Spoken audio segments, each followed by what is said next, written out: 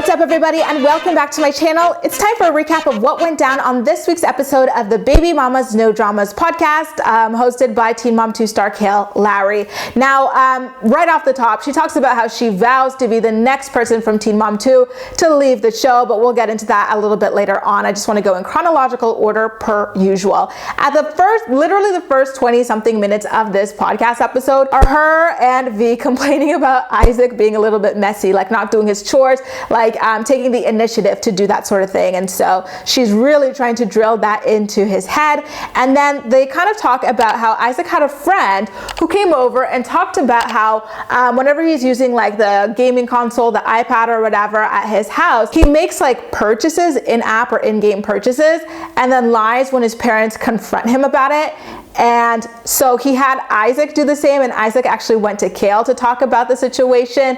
And Kailyn never actually brought it up to the kid's parents when they sent the kid back home. And you know, it did actually happen at the house as well. And she's like, I don't want Isaac to be this kind of kid when he goes out to other people's houses, and I don't want to tell this kid's parents because maybe they're the type of parents that would be in denial, and then it would cause some kind of like, you know, difficulties. She said that Isaac doesn't really want to keep hanging out with this kid, but that Lincoln does, so it kind of is a little bit awkward in that respect. Now, she also talked about how she had an ex-boyfriend, and when she talked about ex-boyfriend, they both paused and like, you know, had an awkward vibe. So I'm willing to bet that she's talking about Chris here, who used to tell her that certain friends weren't good for her and that she wouldn't believe him at the time, but that it turns out that he would always be right in hindsight. And then she actually, you know, at this segment is acknowledging the revolving door of friends that she is always criticized for having. Like, you know, every season Kailyn is introducing us to a million new friends who either live with her or are babysitting her kids unsupervised or whatever, you know. And you know, we're always talking about how dangerous that is to have that kind of a, you know, open door policy to your kids with a bunch of like people that you barely even know. And she says, you know, people act like these fallouts are like dramatic or whatever, like I hate you, but it's not the case. Like sometimes these friendships end because I move, or my friend moves, or my kids change school, or like they stop doing a certain activity. It's not always some dramatic thing. But she actually acknowledges that she fell out with Bone for about a year. She doesn't tell us why, but she said that, you know, that fallout of that relationship was more hurtful than a breakup because Bone and her sister and her family were close with Kailyn and her kids. You know, it wasn't just them in that kind of a friendship. She actually sheds a couple of tears over it on the podcast, but you know what? I would love for an episode where she brings Bone in and then they talk about the ending of their relationship. But these days, there is an active PFA against Kailyn from Chris that I believe prohibits her from really talking about him. So maybe she would have to wait for that PFA to expire or something in order to do that. Like I think that one day she will actually open up about like, you know, the fallout of her friendship relationship, you know, when she chose Chris over them or something. And I think that that's going to be quite interesting. Later on, Kailyn talks about how she overcompensates and tries to be everybody's friends, even people that she doesn't naturally click with, because she's fighting against the image that she feels as though MTV is portraying of her as being like a really mean person. So she's like, you know, like I don't click with everybody, but like even if I don't like click with you one time, two times, like 10 times after hanging out, I'm still trying to be friends with people just because I'm overcompensating for this image. And V's like, listen, you don't even have to like everybody. Like I don't like that you're trying to teach yourself that you need to like everybody, because that is simply not true. And I feel like that kind of like resonated with Kailyn a little bit. And you know, hopefully she does take that advice, because you don't know what kind of energy, what kind of people you're letting into your life. And based on the fact that you can't seem to keep friendships, it's not serving you to have these people. And like when you're a public figure the way that she is, the less people who have insight into your personal life, the better. Like, you know, I think you see Janelle Evans from Teen Mom 2 dealing with this, where like her family is running to the press and selling stories about her, you know, and I'm sure Kailyn doesn't want that sort of thing to happen. This is where we get into the Kailyn leaving Teen Mom 2 part. Kailyn says that she will probably be the next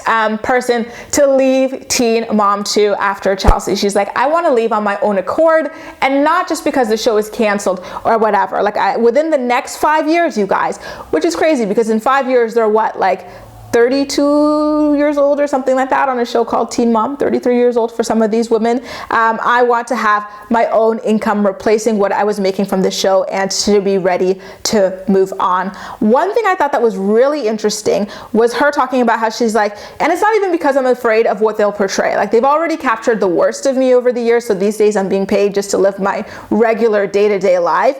But it's just because I kind of want to move on at this point of the show, and my mental health, feeling like I am a character to people. Like earlier she was talking about having to overcompensate in order to kind of like make up for the way that she's portrayed publicly. She's like, you know, my kids are gonna start dating people, then they're gonna like introduce them to me. Like, I don't wanna constantly be worried about what people's image is of me because I am currently airing somewhere on TV as being a certain way. And like, I thought it was really interesting to kind of finally get a like glimpse into the sort of panopticism that some of these reality stars kind of experience being so public, you know. So that was quite interesting. I would love to see you know, her teaming up with other reality stars to talk about that, like how you see yourself at the same time as you worry about how others see you, like a double identity, you know, there is so freaking interesting to me as a comms grad. Another little tidbit of tea she dropped is that apparently, like, she really intimated this. She didn't flat out say it, but I think you can like reasonably assume that she was kind of forced to date Jordan on season 1 of Teen Mom 2 by MTV. Like, they really wanted like this kind of a juicy like love triangle kind of storyline for her. So she kind of talked about that, and she also confirmed that she's not getting paid for the show hitting Netflix, which, remember, reality stars don't get royalties. They have a really bad deal with networks, you guys. They are exploited like crazy. Sure, they make good money, but it's nothing compared to regular network stars. And on top of that, they don't even get royalties. And on top of that, they're degrading themselves for money versus like acting out a character. She says that she's never gonna post who she is dating online again. By the way, one of my favorite Teen Mom bloggers, Watermelon, has the insights on who Kail is currently dating. I'm currently watching the story, waiting for a little bit more confirmation, but it's quite interesting, y'all. So definitely make sure to head over to her on Instagram for more on that. And she says she's not gonna post who she's dating until she's got a ring on her finger, which is very interesting because, you know, a little while ago she was talking about how she would never get married again, but now it looks like that is something that she is open to yet again.